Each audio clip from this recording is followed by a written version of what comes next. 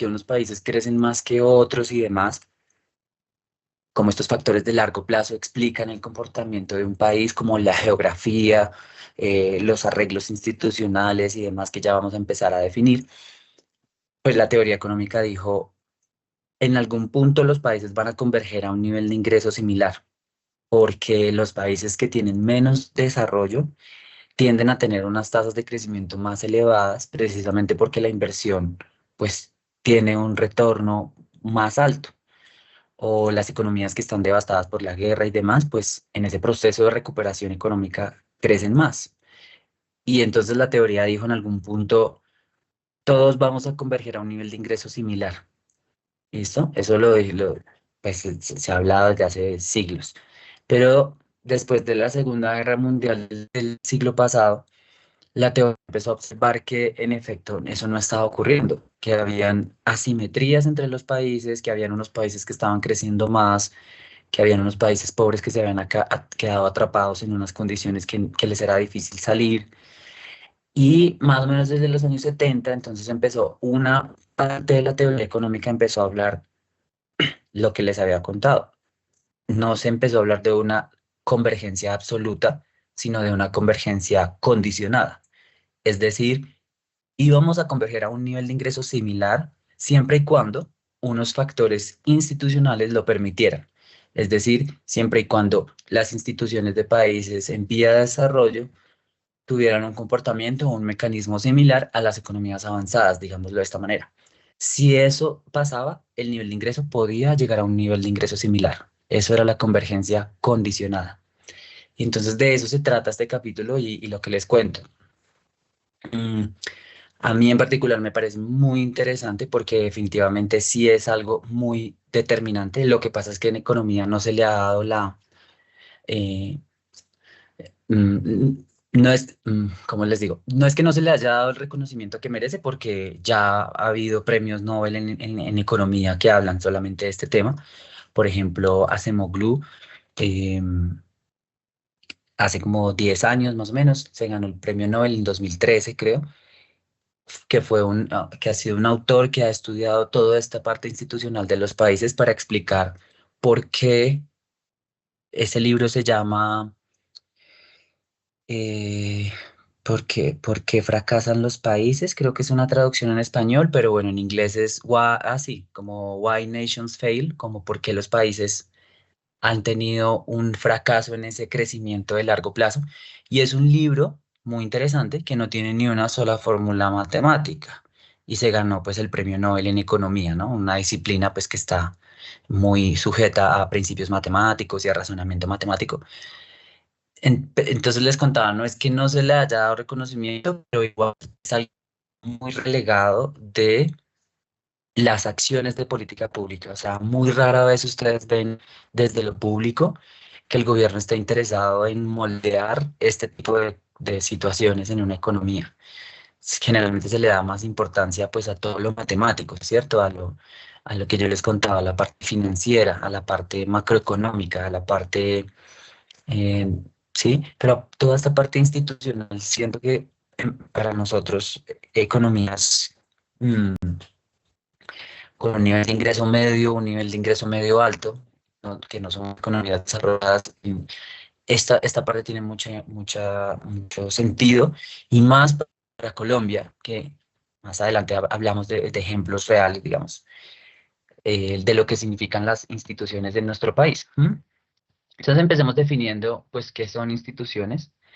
Eh, Instituciones son un conjunto de normas culturales, un conjunto de normas jurídicas, eh, ¿sí? que condicionan la forma como los individuos interactúan. Entonces, no es que cuando hablemos de instituciones, quiero dejárselos claro, no nos estamos refiriendo a los edificios, al Banco de la República, al Ministerio de Hacienda. O sea, cuando hablamos de una institución, yo sé que eso es un lenguaje que nosotros tenemos muy sobre la mesa de una institución, pues es un edificio, ¿cierto? Un ministerio, ¿sí? Aquí en este capítulo no nos estamos refiriendo a eso. Aquí nos referimos a instituciones, es cuáles reglas, y fíjense que ahí está una palabra clave para su profesión, cuáles normas jurídicas y culturales condicionan la forma en que los individuos interactúan socialmente.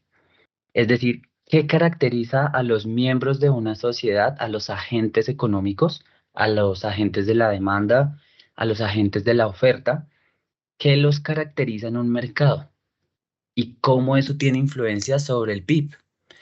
Porque nosotros pues ya vimos que el PIB es cierto, precios por cantidades, entonces lo que quieren hacer las empresas es aumentar sus cantidades, el nivel de producción, tener control sobre el precio, producir más, con eso crece el PIB y todos felices. Pues ya nos damos cuenta que eso no es verdad.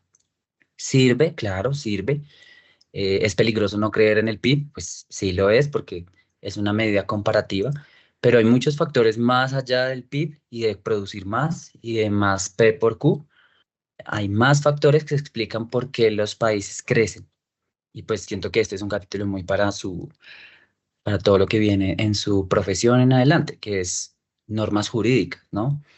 Eh, entonces, ese tipo de reglas de cómo funcionan los agentes en una sociedad, sí, desde la construcción social, pero también desde la economía, pues tiene implicaciones en el crecimiento de largo plazo. Eso incluye reglas formales, es decir, leyes, sentencias, regulaciones, ¿cierto? Que están escritas mediante un documento que está validado, que es legal. Esos son instituciones formales. ¿M? Y existen, bueno, esas instituciones surgen de un proceso político, ¿m? Son un arreglo institucional que le permiten a la sociedad reducir costos de transacción, es decir,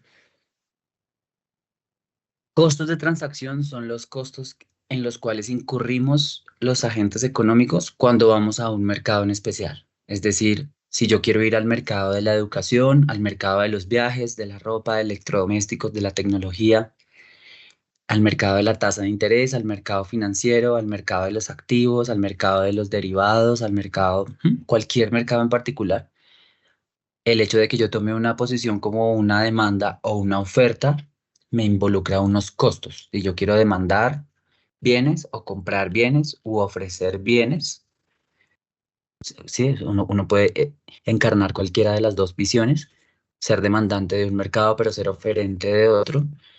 Eso significa unos costos. Y cuando los agentes quieren interactuar entre sí, esos costos tienen que ser lo más bajo posibles para que haya incentivos positivos a querer ir a un mercado. Porque si yo como oferente de un mercado tengo restricciones o me doy cuenta que el mercado en el que yo estoy es un monopolio, pues no tengo incentivos para producir. Entonces, las instituciones formales son un mecanismo para reducir esos costos de transacción. Es su objetivo principal. ¿Listo? Para eso están las leyes, para eso son las leyes, para eso son ¿no? las sentencias, las regulaciones, ¿sí? Para que me aseguren el hecho de que cuando yo vaya a un mercado se me vayan a respetar los derechos de propiedad, se vaya a respetar un contrato, ¿sí? Se vaya a respetar las condiciones pues, de un contrato. Si yo desconfío de, no sé, voy a entrar al mercado de automóviles, a comprar un automóvil usado y desconfío de la parte de la oferta de ese mercado, pues tengo que hacer un contrato, ¿cierto? Para dejar claras las condiciones del carro, como un carro que estoy comprando con estas y estas otras garantías y demás. ¿Cómo yo me blindo de de las consecuencias de ese mercado? Pues a través de un contrato, a través de unas cláusulas, bueno. Pero eso significa un costo y eso significa que el proceso de negociación es más lento. ¿Listo? Entonces, el objetivo principal de las instituciones formales son reducir costos de transacción. Según esa definición, quiero que por favor me digan cuál es el ejemplo más común o más evidente para un país de lo que es una institución formal. La legislación, quizás. Sí, pero ¿cuál? ¿Cuál documento en particular que es demasiado La Constitución. exacto? La Exacto. Constitución. La Constitución es el ejemplo más fácil, práctico y digamos más visible de una sociedad, de una institución formal. O sea, la Constitución es la institución formal por excelencia, pues, de un país, porque lo que para Colombia significa el primer derecho, bueno, mentira, no sé, estoy inventándome como que dicen los primeros códigos de la Constitución, pero el derecho a la vida, el derecho a la expresión, bueno, el derecho a la libertad. No, me imagino yo que en otros países en los que ese derecho no es como la garantía mayor o máxima de un individuo, pues es otra forma de condicionar ese arreglo, ¿no? Eh, entonces, ¿qué otro? ¿Qué otro además de la Constitución se les ocurre que es un proceso de una institución formal muy evidente de cómo interactúan los individuos?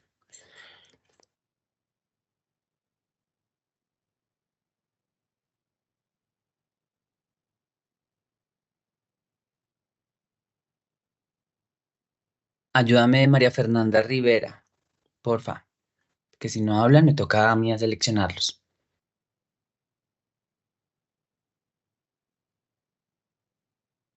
El código de comercio. El código de comercio, bueno, sí, sí, ¿qué más? Pero piénsenlo más en, no necesariamente un documento, sino ahora piénsenlo más en un proceso, como en qué proceso todos hacemos cada cierto tiempo que tiene consecuencias como bien importantes para la sociedad y es un arreglo, pues que todos, La democracia, José Ale, quizás. ¿las qué? Las elecciones en general, todos los procesos Ah, sí, democráticos. exacto, exacto, las elecciones, ¿cierto? Que son una forma en la que pues estamos ejerciendo un derecho, ¿cierto? En nuestra constitución no es obligatorio participar en ese proceso electoral. En otros países sí, por ejemplo en Brasil es obligatorio votar y en muchos otros países del mundo es obligatorio votar. Y por eso pues para nosotros en Colombia el proceso de abstención de voto es bastante elevado, ¿no? Del 40, del 50%, o sea, la mitad de la gente no vota. Entonces, para quienes ya tengan el otro año ese poder en sus manos de votar en junio, por favor háganlo efectivo para que muchos de nuestras quejas y de nuestros reclamos y demás, después uno pueda pues tener algo, por lo menos algún fundamento de decir, bueno, me equivoqué votando, está bien, voy a volver a revisar. O por el contrario, pues estoy muy de acuerdo con lo que está ocurriendo actualmente, entonces ejercí mi voto y me siento contento con ello. Pero generalmente cuando uno se queja de un país, que es que los colombianos somos o aquello, que es que el presidente, que bueno, que el gobernador, que el alcalde no me gusta, que hizo esto y otro. La siguiente pregunta que yo le hago a la gente cuando escucho esas quejitas de sí, muchas quejas es, ¿votaste? Y me dicen, no, le digo, ah, no, entonces no, pues como que la validez de un comentario de estos ahí pierde un poco de relevancia, ¿no? Porque si uno se queja pero no votó, pues es difícil, ¿no? Estás es replicando lo que los demás... No quiere decir que uno no se pueda quejar, obvio, puede ejercer su derecho a la inconformidad, me imagino que así se dice, pero, pero es mejor votar para tener por lo menos la opción de o arrepentirse y cambiar y leer, informarse, ¿cierto? Entonces, bueno, esas son las instituciones formales y hay otras. O sea, esas son las que están codificadas, ¿cierto? Las que están escritas en un proceso formal o que tienen implicaciones legales. Ahí también muchas de las reglas o de las leyes tienen implicaciones legales y consecuencias económicas. Reducir costos de transacción, asegurar derechos de propiedad, facilitar el entorno económico, facilitar la inversión, facilitar pues la participación, disminuir las brechas entre hombres y mujeres, bueno, en fin. Pero hay otras que también son muy importantes, que de hecho aquí es donde me parece que para Colombia aplican mucho más las informales, que son instituciones de este tipo, informales, ¿cierto?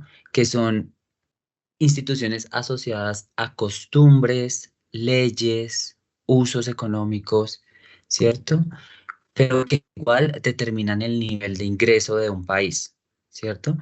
Em, digamos, las instituciones informales son prácticas que habitualmente tienen los agentes económicos en un mercado que no están codificadas en un documento, es decir, no hay un documento que diga los colombianos se caracterizan por, ¿cierto? Pero hay esas prácticas comunes sin soporte, digamos, de un documento formal, igual tienen implicaciones sobre la economía, sobre el nivel de ingreso. Antes de yo darle los ejemplos, quiero que me digan ustedes qué ejemplos se les ocurre, qué caracteriza a los colombianos, qué nos caracteriza, qué tiene implicaciones sobre la actividad económica, sobre el nivel de ingreso. ¿Qué se les ocurre? Sara, dime. Pues, profe, yo diría que Si se escucha un poco de eco, ¿qué será? Se te fue la voz. ya, te decía que, Ya. pues, por lo menos en acuerdos comerciales en algunas partes del país, sobre todo con temas de ganadería, las personas, el vendedor es el que da como, paga los impuestos de esa compra, que no es algo que Mm, esté especificado, sino que es algo que se tiene dentro de la costumbre. ok, pero bueno, ese está muy sofisticado, gracias, pero unos más sencillos, o sea que, porque ahí pues nos fuimos a un entorno económico ya muy puntual, algo más de qué somos los colombianos, que todo el mundo sabe y acepta, pero que para otros países eso no es evidente, ni es fácil, ni lo entienden, ni, ¿no? A ver, Ibáñez, Luisa. Bueno, no sé si me equivoco, pero creo que tenemos como una costumbre de que nos dicen un precio y pedimos menos. O sea, como dicen como, no, 15.000, decimos como, Ujú, no, pero 14. ujú, Entonces, eso. ujú. Exacto, exacto. Eso es un muy buen ejemplo, ¿sí? ¿Cómo se llama esto? El regateo, como el pedir disminuciones a los precios. Sí, eso es una práctica, digamos, bien común, que a mí particularmente no la aplico mucho, pero, y de hecho en otros países, bueno, ese no era el que me refería, pero en otros países es incluso de mala educación no pedir un descuento. eh, por ejemplo, en China, o sea, ellos le dan un precio inicial a uno para que haya un proceso de negociación entre los dos y lleguemos a un precio común. O sea, es como de mala costumbre incluso ir a un lugar y decir, ah, bueno, el precio de esto que voy a comprar es 100, ah, entonces démelo por 100. La gente dice como, ¿por qué no pide menos precio? Yo le cobré 100 porque en realidad vale 60 y quiero que el cliente me pida 80. Entonces es muy curioso, es muy curioso. ¿Qué más? ¿Qué más ejemplos de colombianos que nos caractericen? Hay uno que es muy particular, bueno, hay varios, pero antes de que yo se les diga, a ver, Cristian Rodríguez.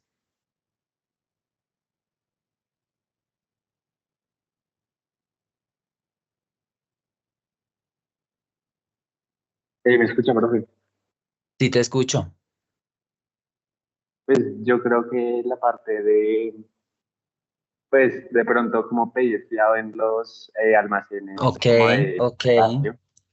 Ujú, sí, también, como la parte del crédito, fiado, porque fiado significa que no me vaya a cobrar interés, ¿no? Porque pues la cultura del crédito existe igual pues en todo el mundo, pero nosotros es muy la cultura de cómo se lo pago a plazos o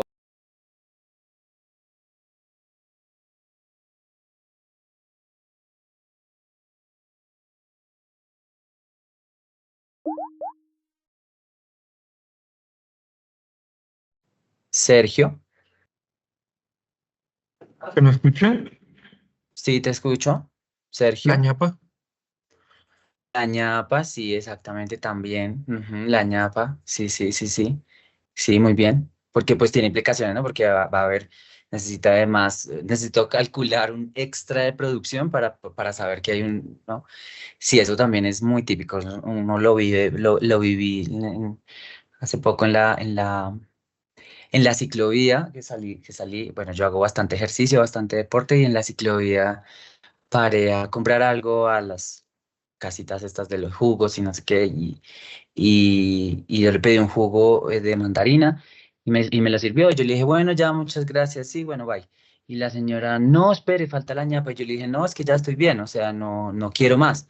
Y la señora me dijo, no, es que tiene la ñapa. Y luego había otra persona ahí comprando al lado y dijo, no, es que la ñapa es un infaltable, o sea, es como sí o sí. Y yo le dije, pero es que no me lo tengo que tomar si no tengo más sed, o sea, no quiero. Y me lo sirvió. Y yo fue como, pero ¿por qué si le dije que no? O sea, no me interesa, no quiero, ya estoy bien de sed, bueno, en fin. Pero sí, uno muy común es ese. ¿Y había visto a alguien también, Isabela? ¿O ya no? Isabela Gómez, Pérez Gómez. Bueno. em, bueno, otro que también está muy sobre el común de nosotros colombianos, pues es la impuntualidad. Profe, ¿me escucha? Mm, sí, ¿quién está hablando? Es que no veo. Mm, Profe, no, yo iba a decir lo ah, ya, mismo que dijo Sergio sí. de la ñapa. Ah, ya, sí, listo, listo. Ok, sí, muy común también.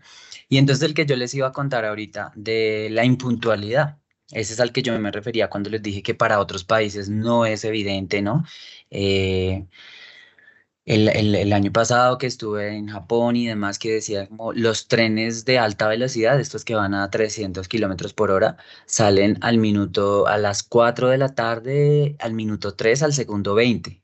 No, pero y en verdad sale a esa hora. O sea, yo estuve un mes por allá viajando y no, pues obviamente se van a retrasar, pues no sé, un minuto, 5 minutos. O sea, algo que de verdad para nosotros es tan habitual empezar la clase aquí que nosotros estamos empezando, como que uno ya dice, no, si la empiezo a las 11 en punto, había una persona conectada y dije, bueno, voy a esperar hasta las 11:05. Si ven ese tipo de implicaciones, uno cree que son muy habituales en el sentido de así es todo el mundo y pues no, así no es todo el mundo, ¿no? Los alemanes, los ingleses, los japoneses, en el sentido en el que el tiempo es una variable fundamental, pues no están acostumbrados a la impuntualidad y al retraso, y pues eso tiene implicaciones sobre la producción, ¿no? El retraso, el tiempo es una variable medida en dinero, bueno, en fin, ¿no? Entonces, la impuntualidad de nosotros, algo que caracteriza mucho esa forma en la que nos condicionamos y demás.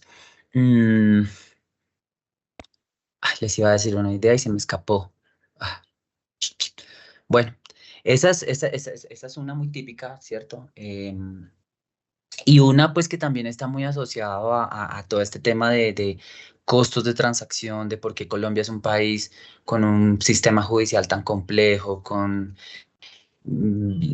judicial desde la parte económica, como el código tributario, un sistema que está lleno de exenciones económicas y de salvedades y de, ¿cierto? Como de tantas, como puntos que se pueden ir, o por ejemplo ahora que estamos, tal vez sus padres y demás están en este proceso de declarar renta, eh, estamos buscando ¿no? Como la forma en que la ley, qué montos cubre a partir de ciertos montos para reducir la base de la renta o buscar exenciones tributarias o invertir en un fondo de pensiones voluntario para que la renta disminuya. Bueno, un montón de expresiones y de códigos y de reglas que dificultan la actividad económica, ¿cierto? Porque son tantas exenciones y tantas reglas que efectivamente se puede encontrar una, ¿cierto? Echa la ley, algo así que echa la trampa, ese tipo de frases que odio, y digo odio con todo el sentido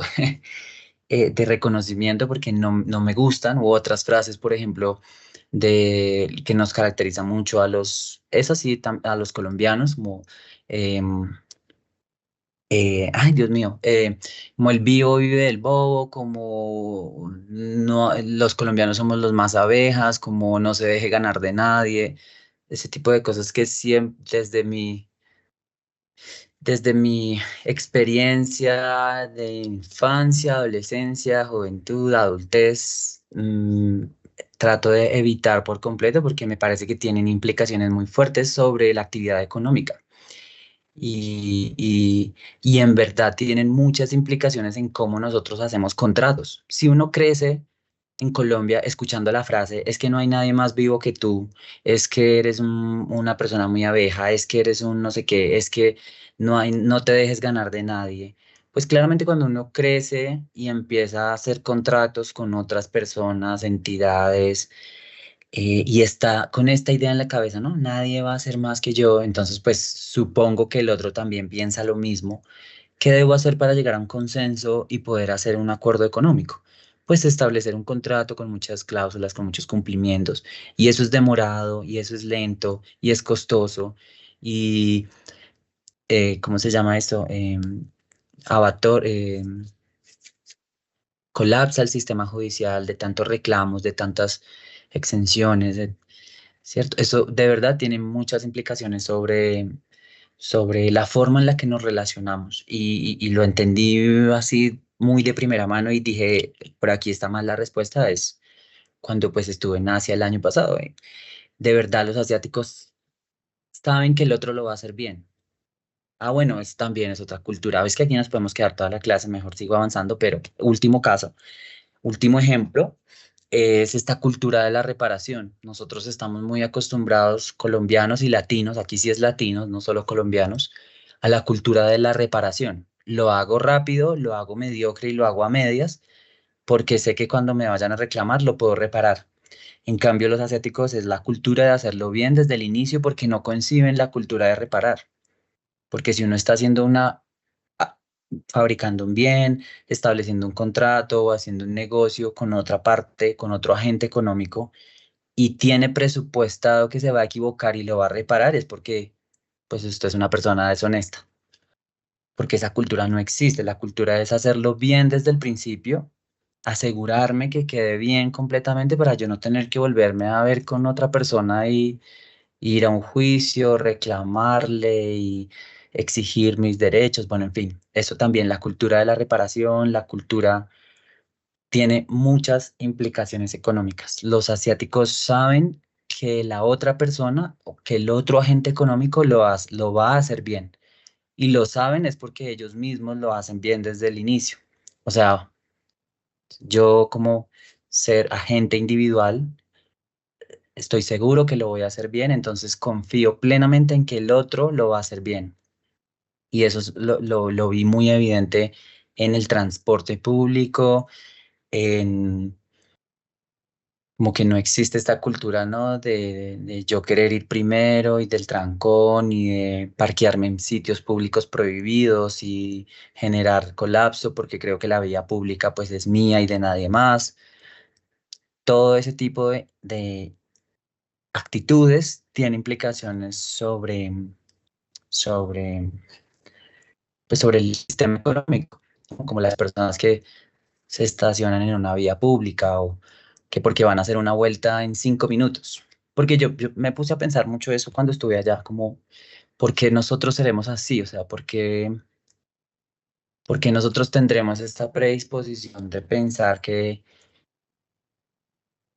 o sea, eso también tiene sus lados extremos. Por ejemplo, en Asia la gente, por más de que el semáforo esté en verde y no venga ni un solo automóvil en una calle peatonal, que eso me parecía muy extraño, también muy loco, calles peatonales, o sea, que eran simplemente cruces de individuos, tenían semáforos.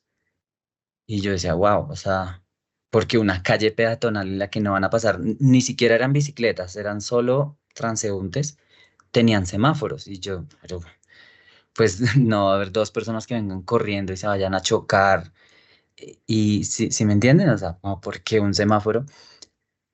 Pero bueno, eso yo decía, bueno, está bien, pero cuando veía que el semáforo estaba peatonal, estaba en rojo y no venía ninguna otra persona en el otro sentido, e igual esperaban a que el semáforo peatonal estuviera en verde y yo decía, no, pues también ya es demasiado, ¿no? Pero pues bueno, son arreglos institucionales, efectivamente, son arreglos que caracterizan a los individuos de una sociedad y que tienen implicaciones económicas. Y una parte de la teoría se ha dedicado a describir esos procesos. em, Hay otros procesos mucho más complejos. Aquí estábamos diciendo los complejos, los procesos interactivos más como soft, como más, sí, cómicos, ¿no? Como, ay, sí, la impuntualidad o el ser carismáticos o el ser alegres o, ¿no? Este cuento del país más alegre del mundo que es una total falsedad. Eh, sí, uno lo ve como jocoso y toda la cosa, ¿no? Pero ahorita empezamos a ver unos arreglos institucionales mucho más fuertes, mucho más trascendentales en el crecimiento de la historia de Colombia, ¿m? Como por ejemplo, pues la violencia. Nosotros somos un país muy violento, con sí, unos preconceptos de violencia, también me lo cuestioné cuando vivía en Brasil, como la forma en la que por ejemplo, anunciaban el crecimiento del precio del metro en una cantidad baja, no sé, en lo que hacen acá con Transmilenio, 100 pesos o 200 pesos de una semana a otra, ¿cierto? Y al otro día, la mitad de la ciudad de Sao Paulo, bueno, no la mitad, pero que son 20 millones, pero muchas personas al otro día estaban manifestándose frente a las principales estaciones del metro para que el gobierno no subiera ese aumento. Y yo decía, pero pues qué exagerados, o sea, o también pensaba, ¿por qué nosotros no tenemos ese nivel de coordinación y demás? Y lo entendí después de varios años, y es que en Colombia el proceso de la violencia, el narcotráfico, otra cosa que está muy institucionalizado entre los colombianos, la cultura del narcotráfico, de mostrar, de querer, de tener bienes para mostrar a los demás, del carro casa beca, implicaciones, eso son implicaciones económicas. Una sociedad tan violenta pues estaba reprimida a a las manifestaciones. Pues claro, empecé a preguntarle, no sé, a mis padres, a mis tíos que fueron a universidades como públicas, como por qué no existe ese colectivo de manifestarse ante la vulneración de un derecho. Y pues ahí entendí, ¿no? Como su principal respuesta era, pues, en los años 80, en los años 90, cualquier persona que ejerciera ese derecho, digamos, pues era señalada y muy seguramente desaparecida. Y claro, todo eso tiene mucho que ver. La violencia, el narcotráfico, la guerra, que es algo sobre lo que vamos a puntualizar mucho más adelante. ¿Listo? Existen clasificaciones sobre las instituciones, las que uno se imagine. O sea, existen las formales y las informales, existen muchas otras más, dependiendo de su nivel de complejidad, del nivel de los actores que participan en en ese proceso. Otro tipo de otra clasificación que viene de este libro que les contaba de Acemoglu, de Why Nations Fail, es instituciones que son excluyentes e incluyentes. Es una clasificación que está, em, es un término que se empezó a acuñar muy desde la publicación de su libro con el que se ganó el Nobel. Es algo que ya existía, pero que empezó a ser mucho más evidente. Y son instituciones excluyentes las que están diseñadas para la poca participación ciudadana, para que el poder se mantenga controlado, concentrado, y que igual, pues, acordémonos que estamos hablando de instituciones desde un proceso, desde el análisis de unas consecuencias económicas, ¿no? Entonces, en este libro se utilizaron muchos de esos ejemplos. Empezó a hacer un análisis por países y por zonas geográficas en el mundo, como los países del norte y los países del cono sur, o los países, ¿cierto?, del hemisferio, los países más cercanos a la zona del trópico, a la línea del Ecuador, y empezó a darse cuenta que todos los países compartían instituciones muy similares. Los países que estaban en el trópico, que estamos en el trópico, ¿cierto? Todos los países de la línea del Ecuador que pasan pues, por América del Sur, por África Meridional, por Asia, ¿cierto?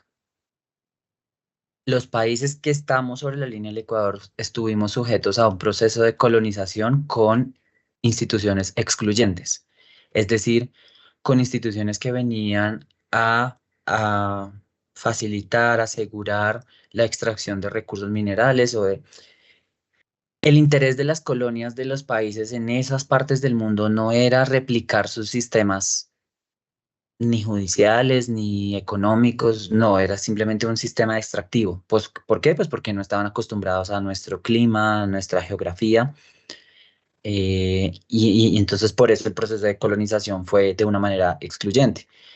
En su lugar, los países que fueron colonia, que están o hacia el norte o hacia el sur, por otros países europeos, como por ejemplo Canadá, Australia, que están en el norte, en el sur, que son países con un factor institucional como el clima y la geografía un poco más similares a lo que era pues Reino Unido. En esos países, Reino Unido no estaba interesado solamente en extraer, ¿cierto? Como en extraer recursos, en extraer, en aniquilar población, sino que estaba interesado en replicar su sistema judicial, económico, en fin, porque sus climas, el clima se parecía, ¿no? Como que había además, pues Inglaterra, es una isla, generalmente las islas son las que han iniciado grandes conflictos bélicos, porque están limitados por la expansión de un territorio. Entonces, pues todas las islas de Reino Unido, Escocia, Gales, Irlanda, Japón, que son islas, siempre han tenido ese problema de quererse expandir y lo han hecho pues a costa de guerras.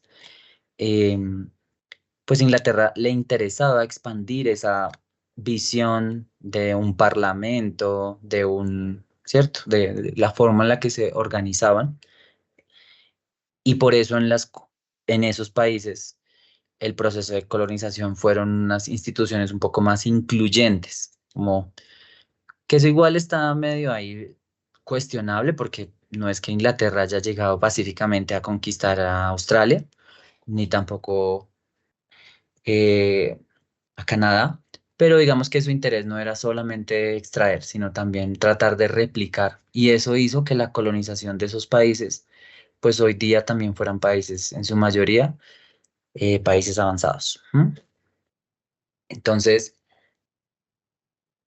las instituciones excluyentes, pues son las monarquías, ¿no? Como los procesos que aseguran que el poder económico se mantenga en manos de unos pocos o de unos conglomerados industriales también, de grandes familias con una representación política muy fuerte en cómo se hacen leyes económicas y demás. Y las instituciones incluyentes, pues suelen ser más, ¿no? Las democracias, ¿no? Las excluyentes, pues los golpes de Estado, las dictaduras, pues militares, ¿no? Fuertes. Y las incluyentes, pues un proceso democrático, participativo, un poco más, eh, eh, sí, un poco más fácil de lidiar en ese sentido. ¿M? Entonces, ahí nos podemos quedar un poco con esa clasificación de, mm, de las instituciones, ¿cierto? Son unas reglas de juego, también se le llaman así a las instituciones, las reglas de juego, el terreno de juego, donde ocurren aspectos económicos, ¿cierto? Si cambia la regla, pues cambia el incentivo, cambian las decisiones y cambia pues la productividad. Acordémonos que estamos explicando un factor de largo plazo, ¿cierto? Cambian las reglas, cambian los incentivos, cambian las decisiones de los agentes y por tanto em, em, cambian los incentivos, la productividad, ¿no? Ya que sabemos y dimos ese contexto de qué son instituciones y demás, pues hay que hablar un poco de cómo se construyen entonces instituciones, ya que sabemos que es una parte importante en ese ciclo de desarrollo económico. em, Cómo se construyen instituciones, ¿cierto? Cómo se fortalecen, ¿cierto? Si ya sabemos que es una parte que determina el crecimiento del PIB de largo plazo, entonces, pues algunos autores como Beasley y Pearson han postulado que se necesitan tres cosas para generar instituciones, digamos, para fortalecer ese proceso, ¿cierto? Se necesitan tres cosas que son capacidad fiscal, capacidad legal y ausencia de conflictos. Entonces, en la capacidad fiscal, pues se refiere a que los gobiernos efectivamente necesitan ¿cierto? De unos acuerdos institucionales, de unos sectores de la economía, de unos sectores de la política, de unos sectores de la sociedad que necesito crear esos mecanismos institucionales y para crear esos mecanismos, pues debo asegurar ingresos fiscales.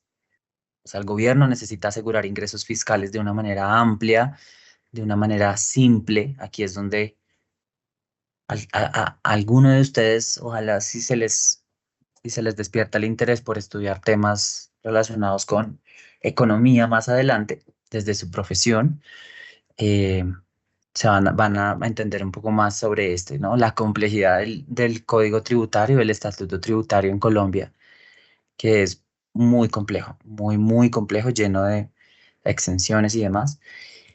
Y entonces dice ahí, mire, los gobiernos necesitan capacidad fiscal, necesitan cobrar bien los impuestos con una información que sea clara, confiable, ¿sí? Por ejemplo, en Colombia, una, una de esas políticas es todo cuando nosotros vamos a los restaurantes y nos preguntan si factura normal o factura electrónica, esa política de la factura electrónica es uno de estos incentivos de generar capacidad fiscal y además darle incentivos o señales a los agentes económicos en que hay que pagar impuestos, en que no hay que evadir las transacciones. Estoy seguro que si les preguntara a ustedes por qué la gente prefiere efectivo, por qué la gente prefiere tener un medio de facturación que no sea electrónico, por qué los vendedores o los comerciantes prefieren no utilizar datáfonos, sino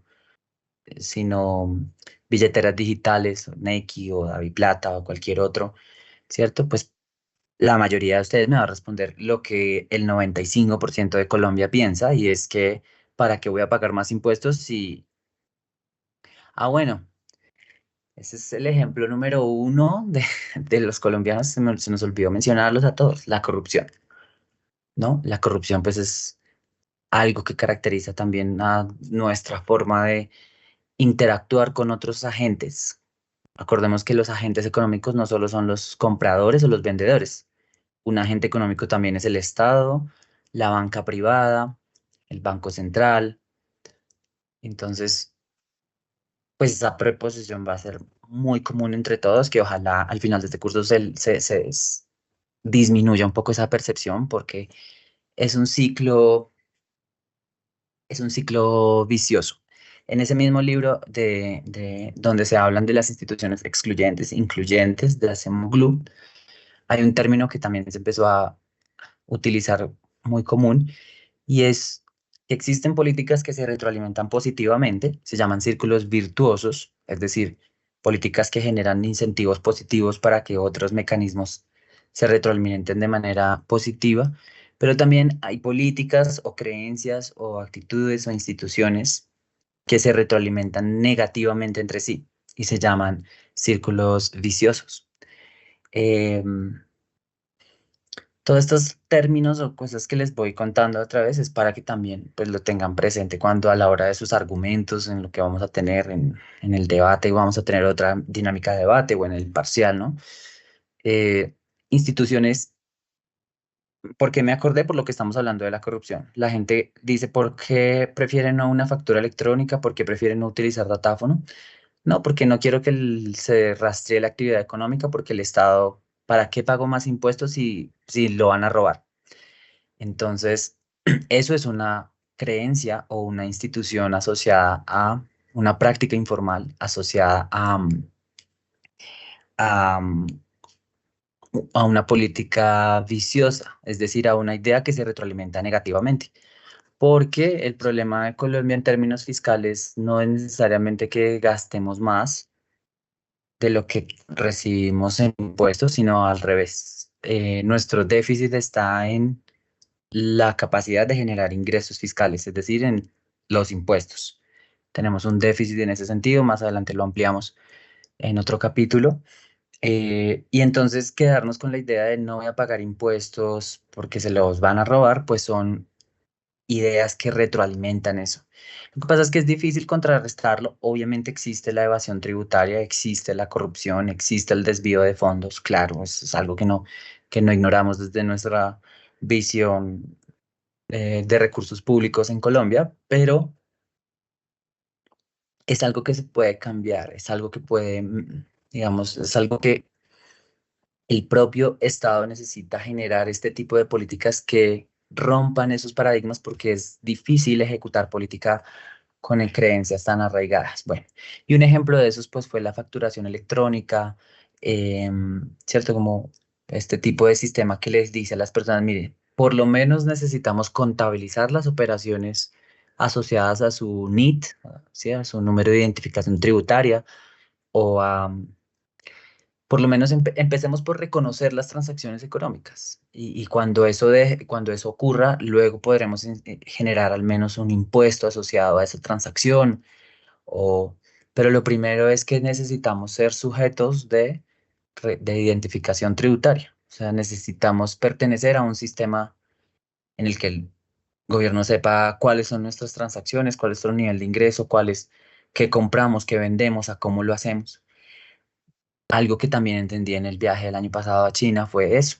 Las personas confían en que el Estado, por más de que haya desviación de recursos, la identificación del sujeto tributario es importante, porque después existe una base para poder cobrar un impuesto asociado a ello. Pero si aquí en Colombia no empezamos por identificarnos tributariamente, pues va a ser difícil que existan políticas para generar más impuestos. Por eso es que nos toca crear impuestos generalizados, impuestos regresivos. Bueno, más adelante entramos más un poco en esos términos. Pero el ejemplo de la facturación electrónica, pues fue una buena iniciativa en ese sentido. Se facturaron más de 1,5 millones de transacciones con la DIAN, para generar pues trazabilidad, para formalizar las transacciones económicas, ¿sí? En China las personas no existe el efectivo porque el efectivo es más difícil de rastrear, de cuánto recibí en efectivo, cuánto gasté, qué compré, todo es digital. Las personas que piden dinero, y eso que piden es porque lo hacen a los extranjeros, lo hacen con un código QR, no lo hacen pidiendo plata, de efectivo, ¿no? Las personas que piden en la calle lo hacen con un código QR, o sea, el nivel de trazabilidad es tan alto que hasta los homeless tienen códigos QR, ¿no? O estas billeteras digitales, las llaves, esto que está utilizando el Banco de la República recientemente, que estoy seguro que lo han escuchado, y si no, pues los invito a que lo escuchen sobre la llave, que es un sistema de transferencia entre bancos que reduce los costos de transferencia bancaria, ¿no? Porque ahora yo me puedo transferir entre dos bancos sin costos transaccionales, algo que no podía hacer hasta el momento. Tenía que pasarlo a un Nequi o a un DaviPlata y transferirme entre esas billeteras. Ahora pues la llave del Banco de la República es como el Nequi o el DaviPlata, pero del Banco de la República. Y es importante hacerlo. Yo estoy seguro que ustedes son una generación pues como digital, mucho más inmersa en esta cultura digital, va a facilitar ese proceso, ¿m?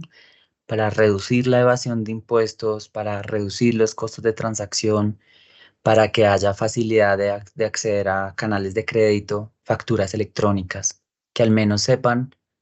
Eso es un incentivo también que se creó con el ejemplo de la facturación electrónica. Cuando las empresas empezaron, o los microemprendimientos y así, empezaron a facturar a nombre de la empresa, eso les generaba una capacidad de endeudamiento.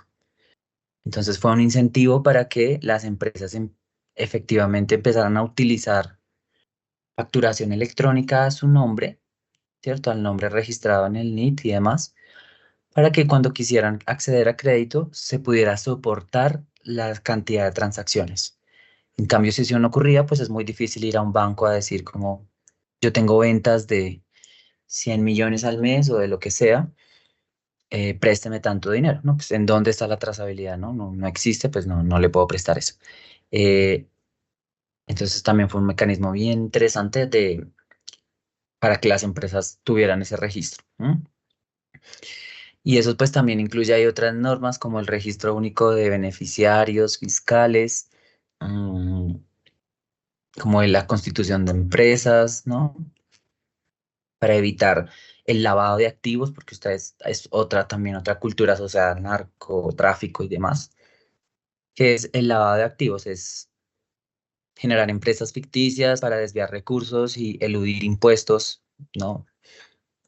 Ha habido varias políticas desde el Estado, pero claramente por el historial que tiene el gobierno en ese sentido, pues le es más costoso hacer ese tipo de políticas, pero es necesario hacerlo, ¿no? Mejorar el clima legal. Eso en primera instancia. Se necesita capacidad fiscal. Se necesita capacidad legal, ¿no?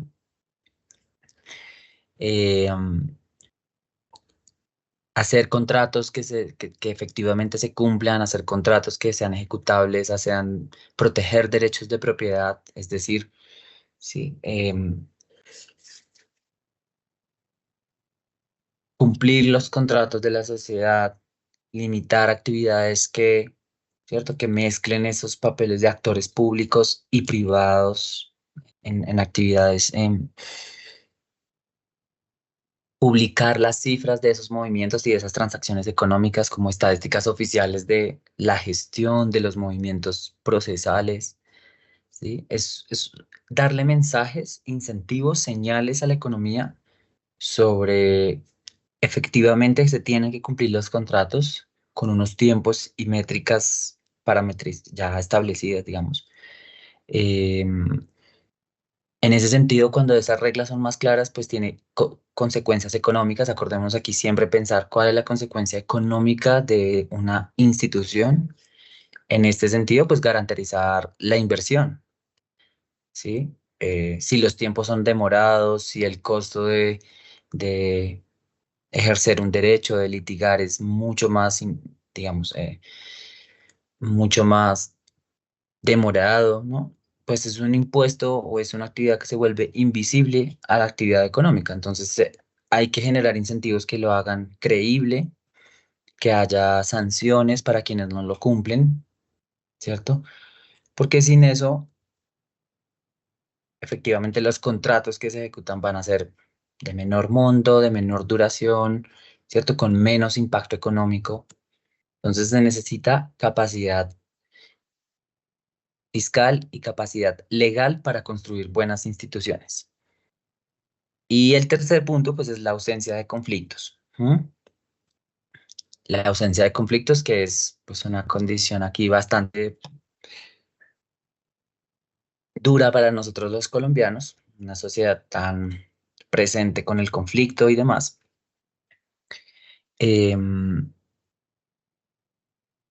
Y bueno, más adelante vamos a hablar un poco de esto porque efectivamente desde el acuerdo de paz ha habido un resurgimiento en algunos frentes de las actividades asociadas al conflicto armado, como el cultivo de coca. Y todo es, digamos, el conflicto económico, el lavado de activos, el narcotráfico, la violencia, la ilegalidad, son factores que erosionan la capacidad institucional, es decir, que limitan el impacto que tiene el crecimiento económico. Países que tenemos instituciones débiles y corruptas y no trazables, nos toca crecer a un ritmo más acelerado que países que no lo tienen, ¿no? Tenemos que eliminar todas esas condiciones de capturas de rentas, desplazar la inversión, ¿no? Como formas de gobernar paralelamente en los territorios, que eso fue algo muy costoso de la política en Colombia durante los años 80, 90, disminuyó bastante en los años 2000 a 2010, y es esa forma de gobernanza paralela, unas instituciones, habían muchas regiones en Colombia que estaban gobernadas por unas reglas que no era la Constitución, sino por reglas de los grupos armados.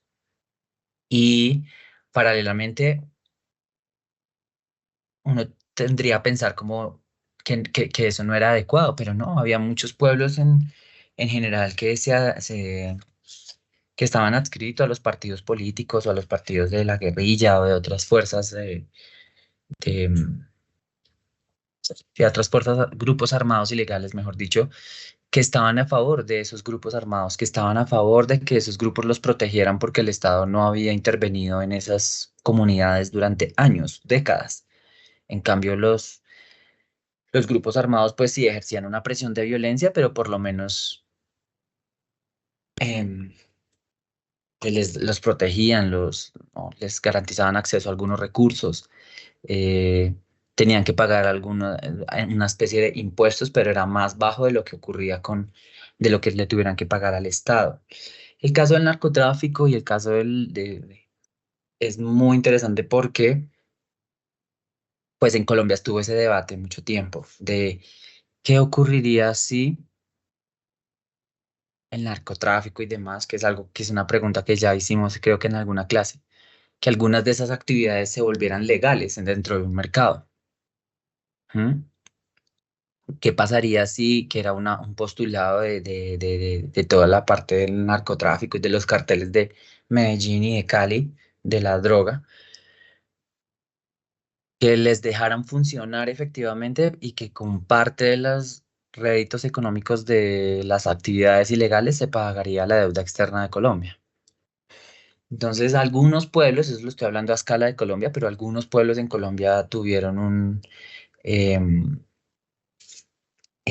tuvieron pues unos de estos postulados en mente, mejor dicho, como era mejor aceptar lo ilegal y que se incorporara dentro de la actividad económica, ¿cierto? Como que los campesinos migraran a una plantación de ciertas frutas o de ciertos alimentos a plantaciones de coca, siempre y cuando tuvieran empleo, condiciones de seguridad, ¿cierto?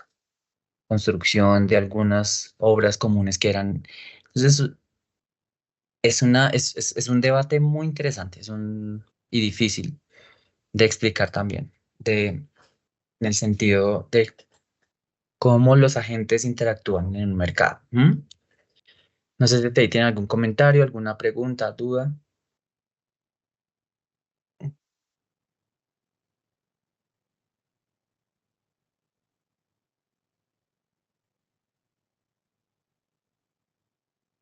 Bueno, ¿cómo se construye capacidad estatal entonces? Si sabemos que el Estado es el que fortalece esas instituciones a través de la inversión, con un consenso mínimo, ¿no? Con intereses comunes, por eso tienen que hacerse procesos participativos de consulta ciudadana em, para entender cuáles son las demandas de una población en específica, para que haya una coordinación entre esos agentes institucionales, el Estado, la sociedad civil, ¿no? La sociedad vigilante o los garantes de derechos, las ONG. em, y eso también es algo difícil de explicar, por ejemplo. em, em, se me fue, se me fue la paloma. ¿Cómo se construye capacidad estatal? Bueno, con los intereses, se me fue lo que les iba a contar frente a. Ya, ya.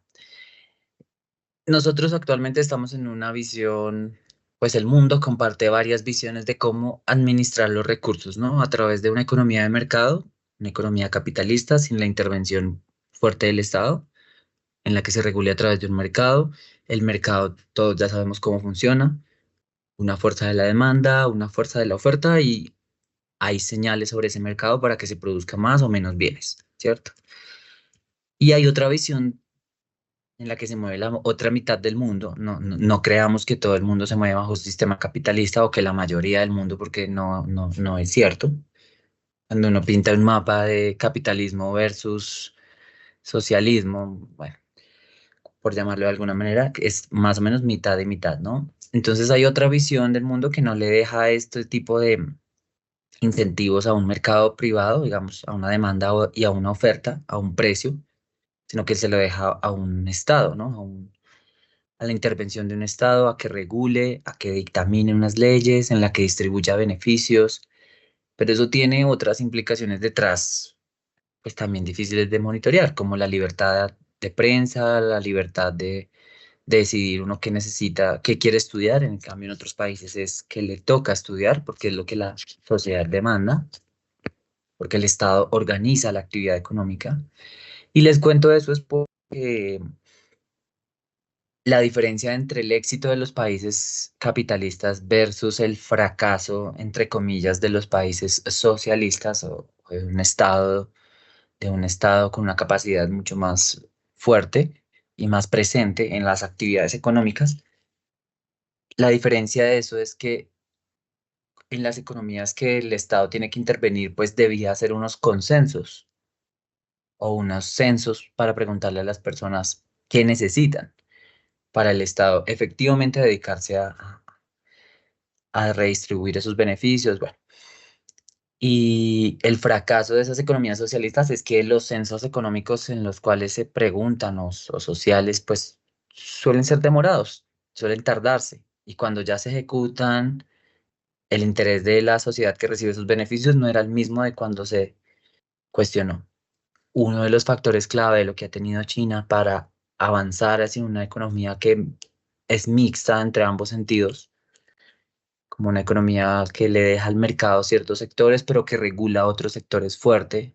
Es una economía mixta entre capitalismo, socialismo. Es que en China ha logrado hacer ese tipo de experiencias de censos para saber qué quiere la población en muy poco tiempo, a una gran cantidad de personas. Entonces, el éxito de ahí viene en todo el aparato tecnológico y en la forma en la que se crean esas encuestas. No como en Colombia, que nos demoramos 10 años haciendo un DANI, perdón, 10 años haciendo un censo a través del DANI. Y cuando salen los resultados del censo, eso es algo muy interesante que pasó en la pandemia, por ejemplo. ¿Alguien iba a decir algo?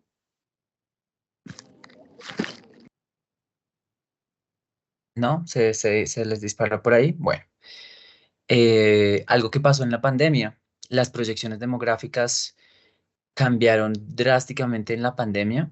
Las proyecciones de lo que íbamos a tener en términos de natalidad en el 2035 se cumplieron en el 2021 o 2022, como 13 años antes de lo previsto, y el censo que está previsto para realizar ni siquiera ha incorporado esos cambios. Entonces es difícil, ¿no? Se necesita de una mayor capacidad estatal, mayor capacidad de generar ingresos fiscales, reglas tributarias o principios tributarios amplios, simples, reglas y conceptos legales más claros, con normas y sanciones más claras también, y ausencia de conflictos. Entonces, fíjense lo complejo que es. Esto parece muy fácil en el sentido de que todo el mundo escucha lo que parece evidente, ¿cierto? Como, claro, necesitamos mejores instituciones, necesitamos menos violencia, necesitamos más capacidad fiscal. Todo el mundo podría estar en un consenso sobre eso. Pero es difícil y también por eso la teoría no ha avanzado en ese sentido, en reconocerlo en un espectro más amplio. Es porque esto tiene un carácter subjetivo muy fuerte. Para un país lo que significa la violencia no es lo mismo que para otro. El comercio digital no es lo mismo que para otro, ¿no? La evasión de impuestos no es lo mismo que para todo. O sea, los factores institucionales que hemos descrito aquí están sujetos a un carácter muy subjetivo. Por eso es que no es una generalización de, Estados Unidos se desarrolló así o asá, Brasil se desarrolló así o asá, entonces copiémoslo. No, porque seguramente no va a funcionar. Sin embargo, eso es subjetivo. Siempre la economía trata de, y digo trata porque realmente lo hacemos, intentamos dirimir esa subjetividad pues a través de algunos principios que se puedan monitorear, que se puedan evaluar de algunas variables, ¿sí? Dos de esos principios son o formas de medir cómo es la calidad institucional en un país, que lo que les digo es muy difícil de comparar entre países porque cada país le da un carácter subjetivo distinto a la impuntualidad. Para los colombianos en una encuesta, pues llegar 10 minutos tarde es llegar temprano y llegar tarde después de media hora, ¿no? O lo que hacemos en los, sí, no sé, en los cumpleaños, ¿no? ¿A qué hora quiero que lleguen los invitados? A las 7, entonces les digo que a las 5. Pues otros países no lo verán como en ese mismo sentido y por eso es difícil monitorearlo, pero existen unas formas de hacer unas comparaciones universales un poco más para saber en cómo estamos, en qué área nos toca avanzar más para alcanzar un grado de desarrollo institucional más alto. El primero de esas mediciones son los indicadores de gobernabilidad del Banco Mundial. Como siempre, y lo mismo que les expliqué durante el PIB, son mediciones que surgieron de un proceso histórico. Entonces, atacarlos hoy día porque ya no son útiles, pues pierde un poco y es un contrasentido. Son una forma histórica de comparar, son una forma en la que se evalúa más o menos cada 2 años eh, unos indicadores de cómo se comparan a nivel, ¿no? Pues está dado pues a través del Banco Mundial, que es una institución multilateral que recauda fondos para la política pública pues, de muchos países que accedan a, a ciertas prácticas comunes, o los países de la OCDE o la ONU. Bueno, ese indicador es un índice que se resume y así comparamos como, bueno, qué tal está Colombia frente a Chile o frente a México. Y tiene 6 pilares. El pilar de la voz y rendición de cuentas, que significa que efectivamente las políticas de los países están, eh, qué tanta representatividad tienen los agentes económicos dentro de la formulación de política pública. Voz y rendición de cuentas, qué tan creíble. Ah, no, ese no es. Este es, ahora vos sí, es la participación de los agentes dentro del sistema económico. Y eso es un ponderador, ¿sí? Es un ponderador que va de 0 a 100. Es un índice que va de 0 a 100 y lo que significa es en dónde estamos frente a la posición relativa de otros países. Entonces ya les explico un poco cómo se interpreta. El segundo indicador es estabilidad política y ausencia de violencia, crimen y terrorismo. Ahí ya pues nos iremos dando cuenta en dónde son nuestros principales lunares, ¿no? De la política. Bueno, este pues no requiere de mucha explicación, ¿no? La efectividad del gobierno es el tercer indicador. La efectividad del gobierno se refiere a la calidad, digamos, de los bienes que el gobierno provee. ¿Cómo son los bienes públicos que el Estado, que la sociedad necesita? ¿No? La electricidad, el agua, los parques, las carreteras, bienes públicos. Bueno, más adelante también en la parte fiscal entendemos un poco esto de que son bienes públicos, pero bienes públicos son bienes que no tienen un criterio de exclusión. No necesito pagar por ese bien para acceder al bien, ¿no? Un parque público, ¿cierto? El alumbrado público en la calle, a pesar de que yo lo esté pagando en una factura en mi casa, pues cualquier persona que transite por el barrio, si no está pagando la factura de ese barrio, pues igual recibe alumbrado público, ¿no? La recolección de basuras, bueno, en fin. La efectividad del gobierno es qué tan buenos son esos bienes que el gobierno provee, ¿sí? El cuarto es la ausencia de carga regulatoria, es decir, qué tan fácil es, ¿cierto? Como, acordémonos, los impuestos son una forma pues necesitamos recaudar impuestos, se los acabo de mencionar, pero también son un obstáculo para la inversión. ¿M? Entonces tiene que haber un balance entre la carga regulatoria para que el gobierno funcione versus tampoco excedernos en esa carga regulatoria, porque si no, no hay incentivos a generar empleo y demás, a creación de empresas. El quinto indicador es la calidad del Estado de Derecho, que significa eh, qué tanto se cumplen las leyes, es decir, qué tanto la gente cree que es fácil solucionar un conflicto a través de un mediador, como el Estado. Si yo tengo un conflicto con otra persona natural o conflicto persona natural, persona jurídica, el ente encargado de mediar esas relaciones, ¿qué tanto le creo yo a ese ente regulador? ¿Qué tanto le creo yo al Estado? ¿Cómo son las políticas del Estado? ¿Cierto? En la efectividad, en el cumplimiento de plazos, de condiciones. Y el sexto indicador es el control de la corrupción, pues que tampoco requiere mayor explicación. Entonces, la forma de evidenciar cómo estamos en cada uno de esos 6 indicadores, aquí están los 6 indicadores de, de, para Colombia desde 1996 hasta 2022, creo, pues están los mismos que acabamos de anunciar aquí atrás. Voz y rendición de cuentas, calidad del Estado de Derecho, control de la corrupción. ¿m? Ausencia y conflicto, violencia y violencia. Entonces, es un indicador que va de 0 a 100. Entre más cercanos estemos a 100, mejor, porque significa que relativamente frente a otros países, por ejemplo, miremos el indicador más alto que tiene Colombia en alguno de los años, que fue el año 2015, que dice calidad regulatoria, que es la línea azul clara, que en el 2015 llegó a un rango más o menos de 65, a un puntaje de 65. Eso significa que en ese año en particular, para ese indicador en Colombia, Colombia estuvo por encima del 65% de los restos de los países de la muestra. Esa es la forma de leer ese indicador. Eh, Fíjense que claramente cuál es el más bajo para nosotros, ¿no? O sea, ¿cuál es el componente en el que más difícil tenemos esa medición? Pues el más bajo, que es la línea roja, que dice estabilidad política. ¿Mm? Fíjense que en ese año, miremos también el punto más bajo, y es que en el año 2005, la medición de ese indicador llegó a, no sé, pongámosle 4.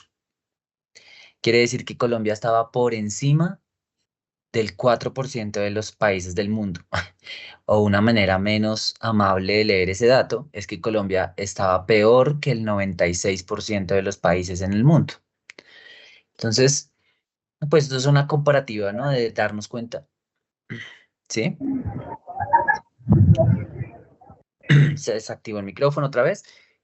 Em, Esto es una forma, pues, comparativa de darnos cuenta de que tanto ha avanzado esos indicadores a través del tiempo. Fíjense que casi todos tenemos una perspectiva un poco mayor desde el 95 hasta el 2022.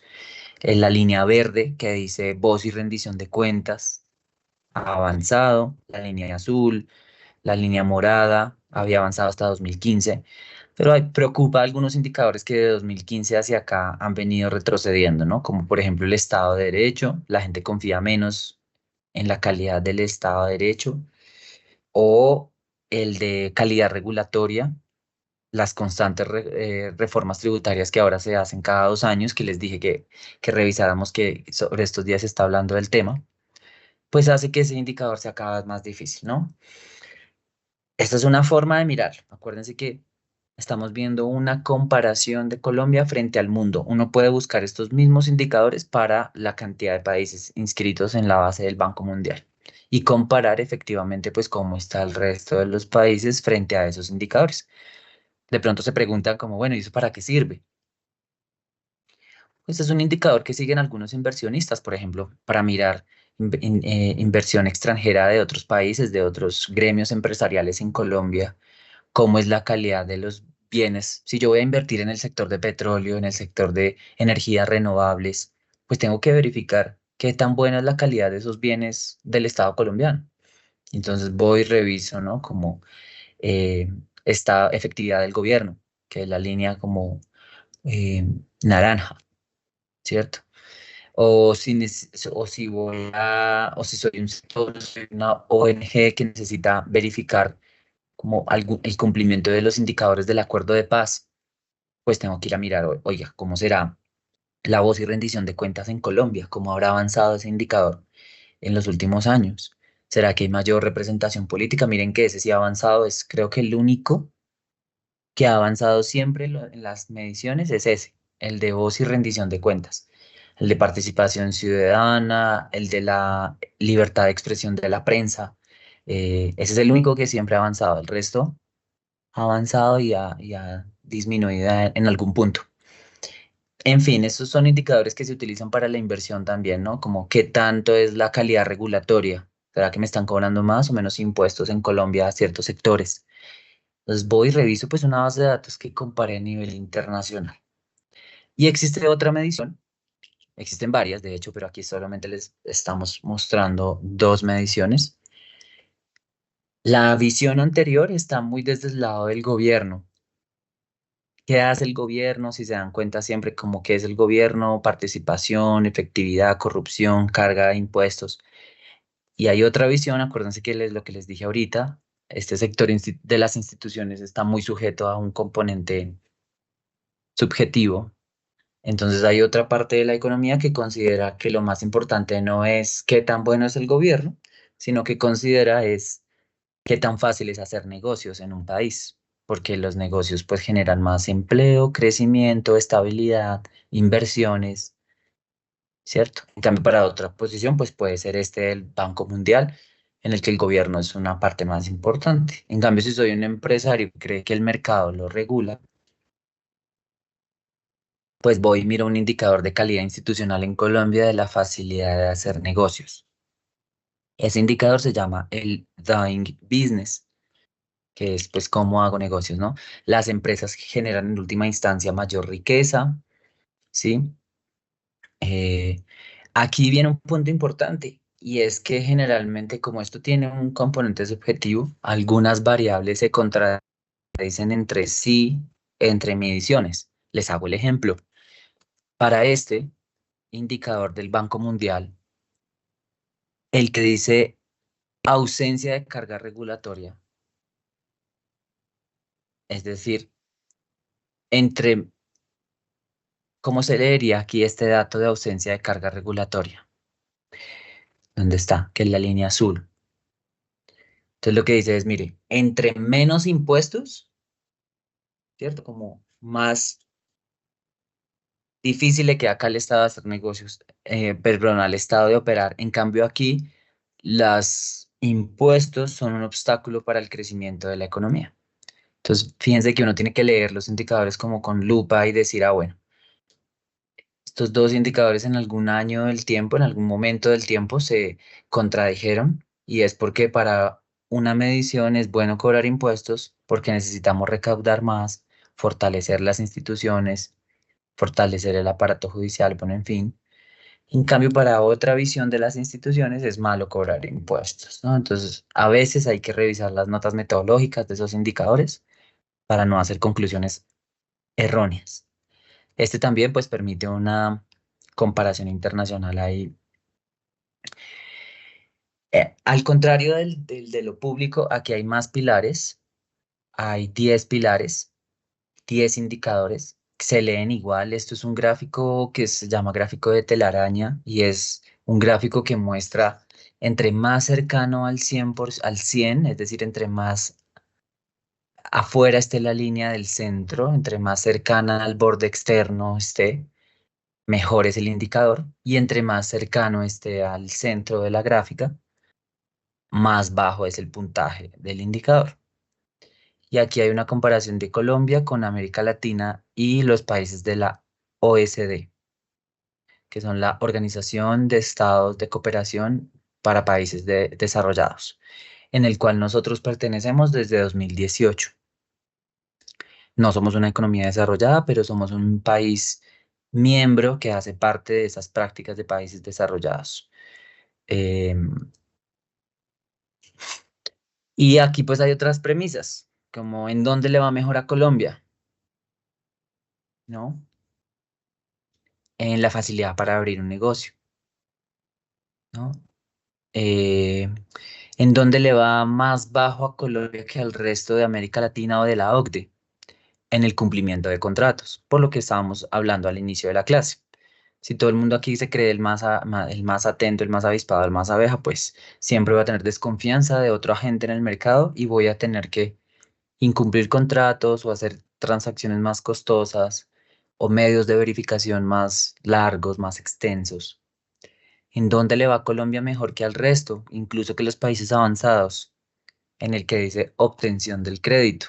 Miren que la línea está prácticamente en el borde del cumplimiento del 100% de ese indicador. Eso resultó de una ley que en el 2017 en Colombia se aprobó y es que en muchos países la obtención de crédito para formar patrimonio de una empresa no está respaldada por el patrimonio familiar. Sí, como que una cosa es una cosa es el elemento, la persona jurídica y el crédito a partir de ahí, es decir, una empresa, y otra cosa es la persona natural que tiene un patrimonio familiar que proviene de una actividad diferente. En Colombia hubo una ley que aprobó que el crédito de las personas jurídicas tuviera un respaldo del patrimonio familiar. Y eso hace que la obtención en crédito para ciertos rubros sea mucho más fácil que en otros países de América Latina e incluso en países desarrollados. Y así, pues, los otros indicadores, ¿no? Obtención de electricidad, qué tan fácil es empezar a obtener electricidad para operar en las empresas. Esa es una variable que se utiliza todos los días. Todos los días hay un registro de cuál es la demanda de electricidad en un país y está muy correlacionada con el nivel de producción, con el nivel del PIB. Cuánta energía se obtiene, cuánta demanda de energía. Si hay crecimiento en la demanda de energía, a la economía le va a ir bien. Si hay caída en la demanda de energía, la economía entra en recesión. Permisos de construcción, comercio transfronterizo. Miren que a Colombia le va, está por debajo de América Latina y de la OCDE. Comercio transfronterizo, pago de impuestos, que es la variable que se contrapone con el otro indicador. Protección a los inversionistas minoritarios. Bueno, son medidas, son medidas que hay que vigilar, ¿saben? O sea, que hay que revisar la nota metodológica de cómo se alcanza, ¿cierto? Y para cerrar esa parte de la medición y lo de las instituciones, pues tenemos una buena calidad regulatoria, unas buenas instituciones económicas, la creación del Banco de la República en la Constitución del 91, una estabilidad en la democracia. Colombia es el único país de la región en el cual no ha habido una dictadura, digamos, ejecutada a través de de un golpe de Estado. El resto de los países, Brasil, Argentina, Chile, Perú, Bolivia, México, todos han tenido una dictadura a través de un estado de un golpe de Estado, es decir, de debilitar el proceso, ¿no? De hacer, derribar el poder actual a través de las Fuerzas Armadas de un país o a través, eso Colombia no lo ha vivido en ese sentido. Entonces es una economía, somos un país con una estabilidad en la democracia, con buenas instituciones económicas porque el Banco Central de Colombia es un modelo para muchos otros países controlando la inflación. Lo fue durante muchos años, hasta antes de la pandemia. Luego llegó la pandemia y nos dimos cuenta que había que ajustar un par de cositas, pero en general, una buena institución económica es el Banco Central, aunque ahí hay varios puntos también, ¿no? Como un exceso de códigos tributarios, en fin. Eso por el lado de las fortalezas y por el lado de los lunares tenemos inseguridad y criminalidad, violencia, conflicto, narcotráfico. Todo este tipo de instituciones debilitan el conjunto de normas, de reglas, la confianza en las relaciones sociales, que de eso pues se trata las instituciones. ¿Listo? Entonces, a partir de la otra clase, empezamos a estudiar pues dos de esas instituciones bien, que les dije que ya eran un poco más complejas, ya no tanto en tono de chiste, digámoslo, en el sentido que han determinado el crecimiento económico de Colombia, el conflicto armado y el narcotráfico. Vamos a entender un poco más la dimensión. Es un aspecto que como colombianos tenemos que tener presente, no podemos, algunos lo tenemos más presente que otros, si han sido víctimas pues de indirecta o directamente del conflicto armado, de la violencia o del narcotráfico, pero en general pues el 100% de los colombianos estamos en una esfera de un conflicto armado con la guerrilla más larga en la historia de cualquier otro país del mundo, ¿cierto? Que tuvo un proceso de paz. Vamos a estudiar también el proceso de paz, está más adelante. Entonces vamos a estudiar el conflicto armado, la guerra, tenemos que tenerlo muy presente, el narcotráfico y el acuerdo de paz. Entonces les voy a pedir que vayan revisando el capítulo asociado a esto, que es el capítulo 4. El jueves, si nos alcanza, hacemos una dinámica otra vez entre debate y si no, lo dejamos para la otra semana. Eh, pero quiero que vayan mirando estas ideas ¿Por qué es importante? ¿Por qué sería, bueno, voy a reestructurar las preguntas y se las envío en el chat, ¿no? Porque es importante que sepamos sobre el conflicto armado, las implicaciones económicas y no económicas también. Eh, Nada, porque es importante que lo tengamos presente porque de eso depende la forma en la que se hace política pública, en la que se hace inversión desde el sector privado. Esto no es solo pues un tema, es un tema público, esto fue un tema que atrasó el desarrollo de la inversión privada en Colombia, en el sector de transporte, en el sector de la energía. eh, entonces, que lo pensamos desde varias, ¿no? Desde varias dimensiones. Tres factores institucionales, dos factores institucionales muy fuertes como el conflicto armado y el narcotráfico. ¿Mm? El narcotráfico, pues también, como qué implicaciones tendrá, como que parte de las actividades del narcotráfico se pudieran contabilizar dentro del PIB. Seguramente seríamos una economía muy desarrollada o algo así, ¿no? Pero eh, tiene implicación. Listo, entonces, si tienen alguna pregunta más o algo que comentar, si no, pues nos vemos el jueves. Yo les mando específicamente qué vamos leyendo y revisando. Revisen las diapositivas que ahí más adelante está cómo va a ser la dinámica del debate. Por acá está, por acá está. Cuando hablemos del acuerdo de paz, acá. Vamos a tener tres grupos. Ujú. Un grupo que va a ser los representantes del gobierno, otros grupos van a ser la sociedad civil y otro grupo va a ser periodistas y organizaciones de derechos humanos. Entonces, cada grupo va a tener pues una premisa y van a argumentar pues algunas de las preguntas que tenemos aquí sugerentes para cada uno. ¿Listo? Para que lo vayan pensando, para que lo vayan analizando, preguntando lo que necesiten. Entonces hablamos, muchas gracias. Si quieren comentar algo, aquí estoy. Si no, nos vemos la otra clase el jueves. Chao. Hola, hola, profe. ¿Mm? Era el. Chao, profe. ¿Qué? No escuché. Que sí.